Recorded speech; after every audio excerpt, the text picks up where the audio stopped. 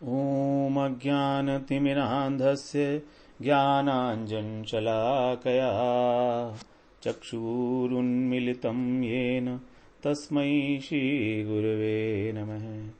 वाञ्छाकल्पतरुभ्यश्च कृपासिन्धुभ्यैव च पतितानां पावनेभ्यो वैष्णवेभ्यो नमो नमः। नमो महावदन्याय कृष्ण प्रेम प्रदायते कृष्णाय कृष्ण चैतन्य नाम्ने गौरत्विषे नमः।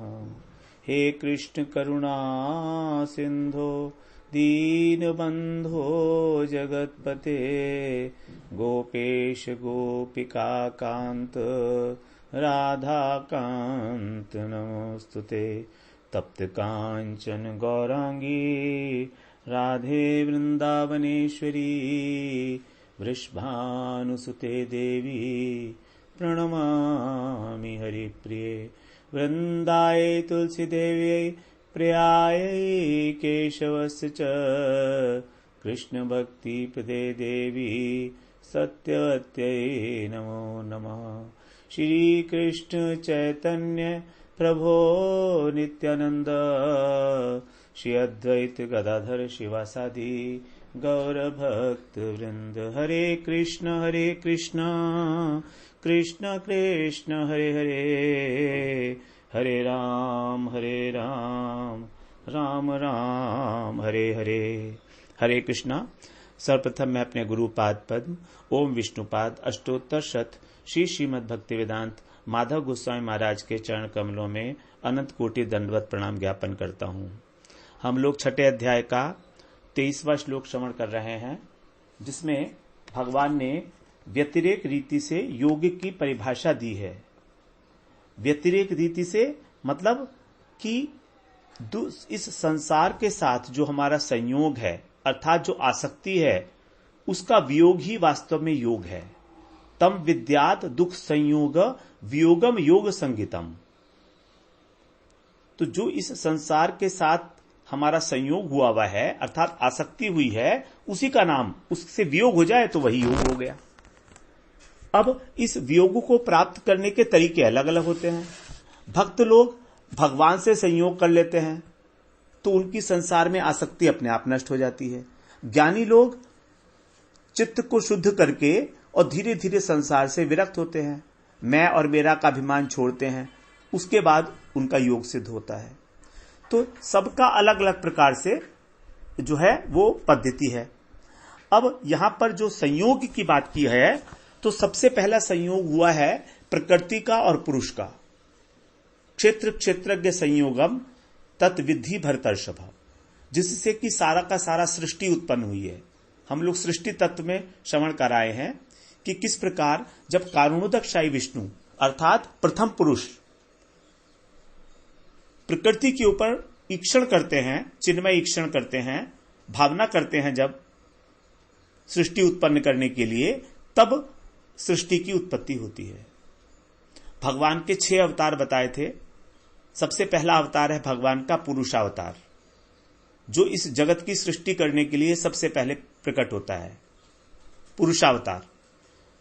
फिर उसके बाद गुणावतार, इस सृष्टि का पालन करने के लिए गुणावतार। उसके बाद लीला अवतार, फिर मनवंतर अवतार, युगावतार और शक्त्यावेश अवतार। 6 प्रकार के अवतार बताए गए हैं। तो हम यहां पर बात कर रहे हैं पुरुषावतार की। तो पुरुषावतार 3 होते हैं। पहले कारुणोदकशाही विष्णु, उन्हीं का प्रकाश है गर्भोदकशाही और उन्हीं का प्रकाश है क्षीरोदकशाही। तो 3 पुरुषों में से जो पहले हैं कारुणोदकशाही विष्णु, ये कारण समुद्र में शयन करते हैं। कारण समुद्र एक समुद्र है, उसको विरजा नदी भी बोलते हैं। ये एक इस प्रकार इसकी जो लोकेशन है वो है इस ब्रह्मांड से ऊपर और वैकुंठ से नीचे, अर्थात जड़ जगत से ऊपर और वैकुंठ धाम से नीचे। इसके अंदर जो कारण है इसको बोलते हैं कारण समुद्र। कारण समुद्र बोलने का कारण यह है कि जितने भी जीव हैं इस ब्रह्मांड के अंदर, अनंत अनंत ब्रह्मांडों में, वो सारे के सारे जीव अपने अपने संस्कारों के साथ प्रलय की अवस्था में, महाप्रलय की अवस्था में प्रकृति के अंदर विलीन हो जाते हैं और प्रकृति फिर महाविष्णु के अंदर चली जाती है। तो जो कारण है उन जीवों की उत्पत्ति का, वो कारण के सहित अर्थात संस्कारों के सहित कारणोदकशाही विष्णु में विलीन हो जाते हैं। तो कारणोदकशाही विष्णु में प्रवेश करते हैं और जब सृष्टि की उत्पत्ति होती है तो वही कारणोदकशाही विष्णु उसको प्रकृति के अंदर निक्षेप कर देते हैं, भेज देते हैं। तो उनके संस्कारों के कारण ही उनकी उत्पत्ति होती है, जीवों की, जितने भी जीव हैं। क्योंकि हमारा मन, बुद्धि और अहंकार, चित्त, ये एज इट इज अत्यंत सूक्ष्म रूप में प्रलय के समय प्रकृति में चले जाएंगे, प्रवेश करेंगे, अपने अपने तत्वों में प्रवेश करते हैं। उसके बाद फिर प्रकृति जो है वो महाविष्णु में, तो इसलिए इसको बोलते हैं हम कारण समुद्र। तो कारण समुद्र का मतलब है वो पहला क्षेत्र, क्षेत्रज्ञ संयोग का मतलब है प्रकृति और पुरुष का संयोग। अर्थात क्षेत्रज्ञ कौन है इसमें? पुरुष, और क्षेत्र है प्रकृति। तो जब उन्होंने ईक्षण किया तो यही है संयोग, प्रथम संयोग। उसके बाद दूसरा संयोग बनता है जीवात्मा का संसार के साथ। जब सृष्टि की उत्पत्ति हो गई तब ये जीवात्मा अपने को शरीर मानकर इस संसार को अपना मानने लगता है। ये हुआ दूसरा संबंध, दूसरा संयोग। और तीसरा संयोग बताया भगवान ने कर्म फल संयोग, 5वें अध्याय के 14वें श्लोक में कर्म फल संयोग। इस कर्म फल संयोग की सृष्टि भगवान ने नहीं की है। न कृतत्वम न कर्माणि लोकस्य सृजति प्रभु न कर्म फल संयोगम स्वभावस्तु प्रवर्तते। फिर किसने की है इस कर्म फल के संयोग की सृष्टि? तो जो कर्म फल संयोग है और ये वाला जो दुख रूपी संयोग है, ये दोनों संयोग एक ही हैं वास्तव में। हमारा संसार के साथ जो संयोग है और जिसकी बात की जा रही है, जो हमने अभी तीसरा बोल दिया, लेकिन वास्तव में ये वही है, सिर्फ नाम का अंतर है। कर्म फल संयोग और संसार संयोग ये एक ही वस्तु है, क्योंकि ये अज्ञान के द्वारा हुआ है। हम इस संसार को अपना मानते हैं, कारण अज्ञान, यही है बंधन का कारण। और ये जो अज्ञान है, ये जो अविद्या है, इसी को कर्म कहा गया है। कर्म को करने का कारण भी अविद्या ही है। देखिए, कर्म तभी कर्म कहलाएगा जब उसका संस्कार बनेगा, जब उसका फल मिलेगा, अन्यथा वो कर्म ही नहीं है। उसको फिर हम लीला कहेंगे। जो कार्य अपना फल देता है और अपना संस्कार छोड़ता है उसको कहेंगे कर्म। तो कर्म फल, कर्म जब किया तो उसका फल मिला, उस फल के साथ हमारी जो आसक्ति हो जाती है, उस आसक्ति को कहा गया है कर्म फल संयोग। और संसार संयोग क्या है? संसार के प्रति आसक्ति। संसार के प्रति आसक्ति का मतलब क्या है? इसका मतलब भी वही है कि हम संसार में रह के कर्म करेंगे, कर्म का फल मिलेगा और उस फल से हमारी आसक्ति हो जाएगी। क्योंकि कर्म और पदार्थ, फल, ये दोनों ही जड़ है और इनको करने वाला भी जड़ है, शरीर। तो शरीर के द्वारा कर्म किए जाएंगे, उस कर्म के द्वारा फल की उत्पत्ति होगी। तो शरीर भी जड़, कर्म भी जड़ और फल भी जड़, और ये सब जहां पर हो रहे हैं संसार, वो भी जड़। तो यही है संसार संयोग अथवा कर्म फल संयोग। अब इसका कारण क्या है? इसका कारण है माया के द्वारा जो छठी सृष्टि हुई थी, उसका नाम था अविद्या, अज्ञान। अज्ञान, उस अज्ञान के कारण ही ये सारा कुछ हो रहा है। अज्ञान का मतलब क्या? भगवत विमुखता, कि हम भगवान को भूल गए। जब भगवान को भूल गए, फिर अब हम कर्म में प्रवृत्त हो रहे हैं। अगर हम भगवान को नहीं भूलते तो क्या होता?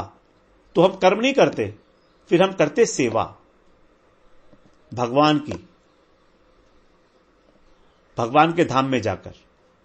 और सेवा का कोई फल में आसक्ति नहीं होती सेवा करने के बाद। अगर सेवा के बाद भी हमारी फल में आसक्ति है तो उसको सेवा नहीं समझना, उसको कर्म समझना। सेवा और कर्म में यही मूलभूत अंतर है। जहां पर हम कर्म के फल को स्वयं भोगना चाह रहे हैं, उसमें आसक्त हैं, उसको कहेंगे कर्म। और जहां हमने सेवा की अपने लिए नहीं, सेव्य वस्तु की प्रसन्नता के लिए, यहां पर स्वार्थ का लेश मात्र भी निशान नहीं है सेवा में। तो यहां पर जब कर्म फल संयोग हो रहा है, इसका कारण ही है अविद्या। विष्णु पुराण में बताया गया है, अविद्या कर्म संज्ञान्या तृतीया शक्ति रिष्यते। भगवान की 3 शक्ति हैं, विष्णु शक्ति परा प्रोक्ता, क्षेत्र व्याख्या तथा परा, अविद्या कर्म संज्ञान्या तृतीया शक्ति रिष्यते। एक तो भगवान की है पराशक्ति, अर्थात उनकी स्वरूप शक्ति, चित्त शक्ति। दूसरी शक्ति है क्षेत्र व्याख्या, जीव शक्ति। क्षेत्रज्ञ का मतलब होता है जीवात्मा, तो जीव शक्ति। और तीसरी शक्ति है जिसको बोलते हैं अविद्या कर्म संज्ञान्या, उसका दूसरा नाम कर्म भी है, इसी को तीसरी शक्ति कहा गया है, अर्थात माया। उसको माया कहो, अविद्या कहो, कर्म कहो, एक ही बात है। क्योंकि यहां पर माया का मतलब है अविद्या, और अविद्या के कारण ही, अज्ञान के कारण ही कर्म को किया जाता है, वरना कर्म होगा ही नहीं, वरना तो सेवा ही होगी। तो माया की जो अविद्या वृत्ति है, उसी से कर्म की सृष्टि हुई है। कर्म की सृष्टि का मतलब कर्तापन और भोक्तापन का अभिमान।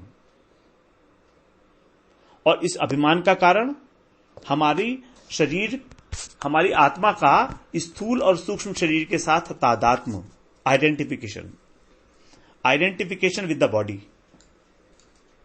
The soul is identified with the body. Soul is feeling that I am nothing but body only.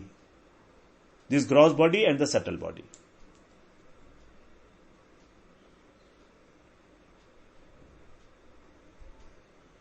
तो ये जो दुख रूपी संसार के साथ हमारा जो संयोग हो रहा है, इसको नाश कैसे होगा? ये विद्या के द्वारा। जब हम ये जान लेंगे कि हम कर्ता और भोक्ता नहीं हैं,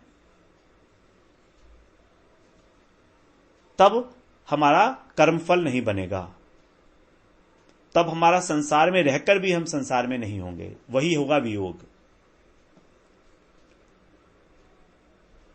तो कर्मफल के साथ जो संयोग है उसका कारण है आसक्ति, और जो वियोग है उसका कारण है योग, उसको कहेंगे हम योग। तो पहला योग है संसार के स्तर पर, पहला संयोग होता है शरीर के स्तर पे कि ये मैं हूं। सबसे पहले मन में ये भाव आता है कि ये मैं हूं, पहले मैं और फिर मेरा। तो 2 प्रकार के जो संयोग हैं संसार के साथ हमारे, शरीर मैं हूं, और अब जब मैं हूं तो कुछ मेरा भी होगा, तो इस संसार के अंदर जो वस्तु है वो सब मेरी है। तो ये मैं और मेरा, यही है संयोग। मैं का मतलब है अहंता, और मेरा का मतलब है ममता। अहंता का मतलब कर्तापन, और ममता का मतलब भोक्तापन। जब मेरा है तो उसको मैं भोग करूंगा, जब मैं हूं, मैंने किया है, तो मुझको इसका क्रेडिट मिलना चाहिए, ये हो गया कर्तापन। तो बड़ा स्पष्ट है, पहले होगा मैं, उसके बाद उसको बोलेंगे हम अहंता, और फिर दूसरा होगा मेरा, उसको बोलेंगे हम ममता। तो मैं हो गया कर्तापन और मेरा हो गया भोक्तापन, और यही दोनों है व्यवधान, यही दोनों है कर्म का संयोग, कर्मफल संयोग। अगर ये हट जाएंगे तो हमारा वियोग हो जाएगा, अब वही योग हो जाएगा।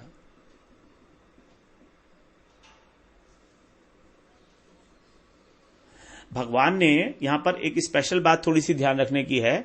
भगवान ने कहा कि दुख के संयोग का वियोग है योग। भगवान ने यह नहीं कहा कि दुख का वियोग है योग, ऐसा भी तो कह सकते थे ना। दुख ना हो दुख का वियोग हो जाए तो क्या उसको योग कह सकते हैं?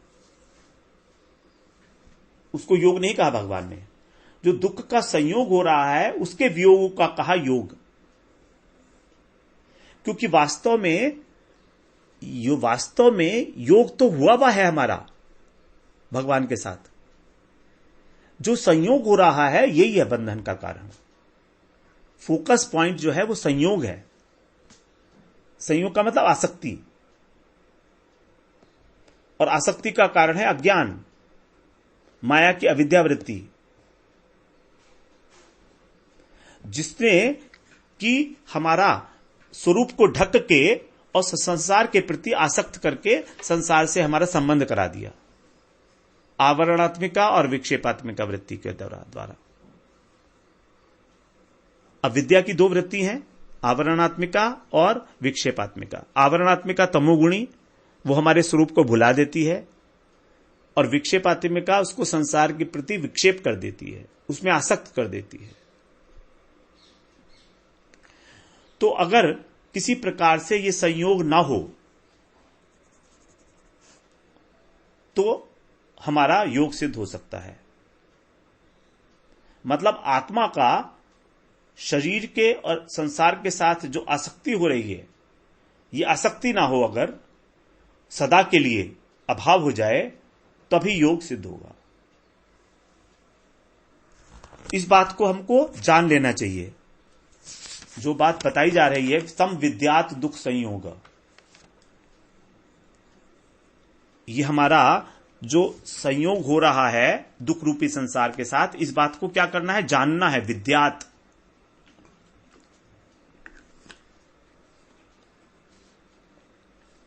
तो केवल इसको जानने मात्र से, यहां पर जानने का मतलब है उसका अनुभव भी करना। तो केवल इसको जान लेंगे जब हम, और जानेंगे कैसे? माया की विद्यावृत्ति के द्वारा। माया की जो सतोगुणी विद्यावृत्ति है उसके द्वारा हमको यह समझ में आएगा कि हम आत्मा हैं, हम शरीर नहीं हैं। इसलिए हमको ये प्रोसेस पूरी जान लेनी चाहिए कि ध्यान योगी की स्थिति क्या है, ध्यान योग की विधि क्या है, उसका फल क्या है। गुरु के पास जाना, जानेंगे कैसे? गुरु के पास जाना पड़ेगा। शास्त्रों का श्रवण करेंगे, मनन करेंगे, अभ्यास करेंगे। इसी को कहा तम विद्यात। तम माने उसको, इस बात को जानो। जानने का मतलब है अभ्यास। अब अभ्यास कैसे करें, जाने कैसे? इसके लिए भगवान ने फिर दो बातें बताई अगले वाले लाइन में। निश्चयेन और अनिर्विण्ण चेतसा, दोनों बातें बताई भगवान ने, निश्चयेन और अनिर्विण्ण चेतसा। तो सबसे पहली बात है निश्चय करना। बड़ा इंपॉर्टेंट है, सबसे इंपॉर्टेंट निश्चय करना। निश्चय का मतलब है श्रद्धा, विश्वास। साधना करने के लिए किसी भी प्रकार की, अर्थात अथवा इस जगत की भी किसी वस्तु को भी प्राप्त करने के लिए सबसे इंपॉर्टेंट आवश्यकता है निश्चय की। निश्चय शब्द दो शब्दों को मिलाकर बना है, नी प्लस चय। नी के आगे विसर्ग प्लस चय। चय का मतलब है चयन करना, choosing out of the options. और नी माने निशेष रूपेण, अच्छी प्रकार से समझ बूझकर। तो निश्चय का मतलब है कि जब हमारी बुद्धि ने उसके प्रोस एंड कॉन्स को समझ लिया है किसी भी बात के, तभी हम उसको बोलेंगे निश्चय। सबसे अधिक महिमा है निश्चय की। चाहे कोई भी हो, जगत का भी कोई काम करना हो, जब तक हमको निश्चय नहीं होगा, निश्चय का मतलब है कोई संशय नहीं रहा अब उस विषय में। कौन सा विषय? कि हमको भगवत प्राप्ति करनी है, हमको योग करना है, हमको भक्ति योग करना है। क्योंकि जब तक संशय विद्यमान है तब तक श्रद्धा ही नहीं होगी।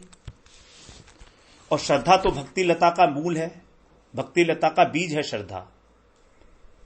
भगवान ने कहा है ना, अज्ञस्य अश्रद्धानस्य संशयात्मा विनश्यति, संशयात्मा विनश्यति।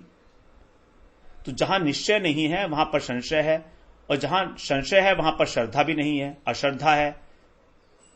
तो जो अश्रद्धालु है और संशयात्मा है उसका तो नाश ही होगा। उसके लिए तो भगवान ने कहा है नायम लोकोस्ति न परो न सुखम संशयात्मना। उसको जो है इस लोक में भी सुख नहीं मिलेगा, परलोक की तो बात ही क्या होगी। तो यदि हमको संशय खत्म हो गया है हमारा, तो इसका मतलब है यदि हमारी श्रद्धा है तो समझिए हमारे संशय नाश हो चुके हैं। श्रद्धा की डेफिनेशन हम लोग श्रवण कराए हैं, दृढ़ विश्वास और संशय नाश। तो विश्वास और संशय नाश ये इसी से हमको फिर निश्चय बनेगा हमारा। तो जो हमने निशेष रूपेण जो है चयन कर लिया है, मतलब अच्छी प्रकार से सोच समझकर कि अब एकमात्र हमारे उपास्य तत्व केवल कृष्ण ही हैं, कृष्णस्तु भगवान स्वयं। ये बहुत बड़ी उपलब्धि है, कृष्णस्तु भगवान स्वयं। इसको मानिए, सच मानिए इसको। अभी तो हम यही नहीं मान रहे हैं कि कृष्ण सबसे बड़े हैं, कृष्ण पूर्ण अवतारी हैं। अभी आप ही सोच के देखिए कि क्या आप कृष्ण को ही एकमात्र भगवान मानते हैं? नहीं मानते, नहीं मानते। अगर मानते तो फिर और देवी देवताओं के पास क्यों जाते? क्या जरूरत है? अगर हमारा प्राइम मिनिस्टर के साथ पर्सनल रिलेशनशिप है तो क्या हम मिनिस्टरों के घरों के चक्कर लगाएंगे या मेंबर ऑफ पार्लियामेंट के पास जाएंगे कि हमारा ये काम करा दो? सीधे उठाकर टेलीफोन करेंगे प्राइम मिनिस्टर को, अगर हमारी उनके साथ सौहार्द भाव भी है। और भगवान तो सुहृद हैं हमारे, उन्होंने खुद कहा है। क्या कभी किसी देवी देवता ने कहा कि मैं तुम्हारा सुहृद हूं? जरा ढूंढ के देखिए, सारी पुराण, सारे लिटरेचर ढूंढ के देखिए, कहीं ने कहा है कि मैं तुम्हारा सुहृद हूं भगवान के अलावा? देवी माता ने कहीं कहा है कि मैं तुम्हारी सुहृद हूं, तुम्हारे कल्याण करूंगी तुम्हारा? गणेश जी ने कभी कहा है आपसे, कहीं पर किसी जगह पर कहा है कि मैं तुम्हारा सुहृद हूं? मैं किसी की भी अवज्ञा नहीं कर रहा हूं, देवी देवताओं की। देवी देवताओं को प्रणाम करना है, लेकिन निश्चय तो एक ही होगा ना। उपास्य तत्व एक ही होगा, इष्ट एक ही होगा। तो हमारा सबसे पहले तो यही निश्चय हो कि कृष्णस्तु भगवान स्वयं। स्वयं व्यास देव को शांति नहीं मिली जब तक उन्होंने ये शब्द नहीं लिखे। स्वयं व्यास देव जो भगवान के ही अवतार हैं, आवेशावतार हैं भगवान के, जब उन्होंने अनेक अनेक वेदों की संग्रहित कर लिया, उपनिषद लिख दिए, संग्रहित करके ब्रह्मसूत्र लिख दिया, पुराण लिख दिए, मगर उनका मन व्यग्र रहा, परेशान रहा, उनका मन टेंशन में था कि मैं क्या करूं। तब नारद जी ने आके कहा था उनसे कि तुम ऐसे उदास क्यों बैठे हो? तो उन्होंने कहा मुझे अभी तक भी चैन नहीं मिला है। रामायण महाभारत सब कुछ लिखने के बाद भी, रामायण नहीं, रामायण तो वाल्मीकि जी ने लिखी थी। तब उन्होंने कहा कि तुमने अभी तक कृष्ण की महिमा का गान ही नहीं किया, तुमने कहीं पर यह भी नहीं बताया कि कृष्ण ही एकमात्र अवतारी है।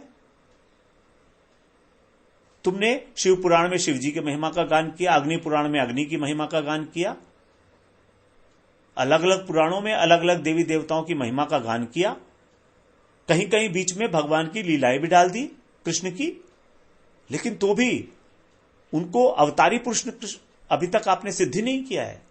तो जब तक उन्होंने भगवान की लीलाओं का गान करके श्रीमद् भागवत पुराण की रचना ना की, तब तक उनको शांति नहीं मिली। फिर हमको कहां से मिल जाएगी?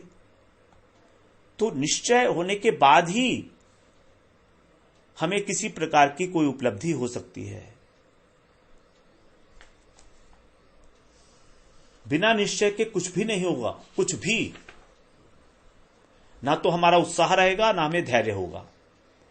देखिए, जो एक रूप गोस्वामी पाद का उपदेशामृत है, उसमें उन्होंने बड़ा सुंदर बताया तीसरे श्लोक में, उत्साहात निश्चयात धैर्यात। वहां पर उत्साह और धैर्य के बीच में रखा निश्चय को। उत्साह, निश्चय और धैर्य, हमारा किसी कार्य करने में उत्साह होता है शुरू शुरू में, फिर हम उसमें असफल हो जाते हैं, तो वो कह रहे हैं अब आप धैर्य रखो। तो जब धैर्य रखोगे तो फिर निश्चय और प्रबल हो जाएगा हमारा।